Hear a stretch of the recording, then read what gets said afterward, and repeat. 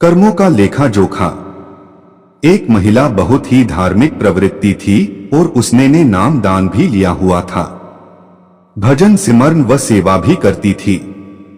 किसी को कभी गलत नहीं बोला, सबसे प्रेम से मिलकर रहना उसकी आदत बन गई थी। वो सिर्फ एक चीज से दुखी थी कि उसका आदमी उसके साथ रोज किसी न किसी बात पर लड़ाई झगड़ा करता था। उस आदमी ने उसे कई बार उसे इतना मारा कि उसकी हड्डी भी टूट गई थी, लेकिन उस आदमी का यह रोज का काम था। उस महिला ने अपने गुरु महाराज जी से विनती की, हे गुरुदेव, मेरे से कौन भूल हुए हैं। मैं सत्संग में भी जाती हूँ, सेवा भी करती हूँ, भजन सिमरन भी आपके कहे अनुसार करती हूँ, लेकिन मेरा पति मुझे रोज मारता है। मैं क्या करूं? गुरु महाराज जी ने कहा, क्या वो तुझे रोटी देता है? महिला ने कहा, हाँ जी, रोटी तो देता है। गुरु महाराज जी ने कहा, फिर ठीक है, कोई बात नहीं। उस महिला ने सोचा कि अब शायद गुरु जी की कोई दया हो जाए और वो उसको मारना पीटना छोड़ दे, परंतु ऐसा कुछ नहीं हुआ।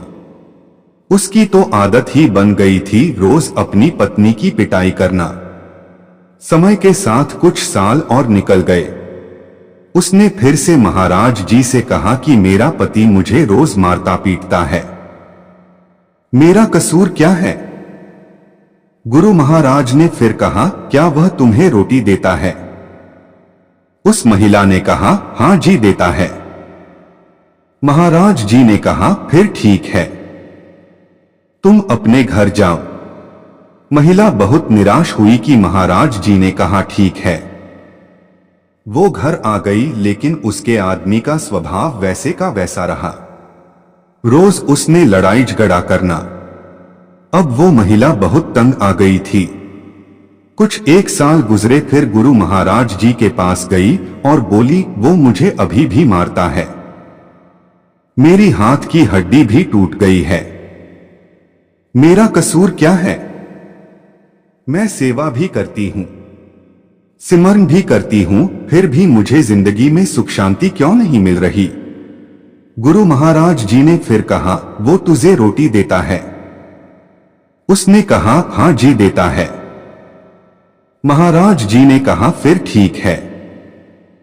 परंतु इस बार वह महिला जोर जोर से रोने लगी और बोली कि महाराज जी, मुझे मेरा कसूर तो बताओ डॉ।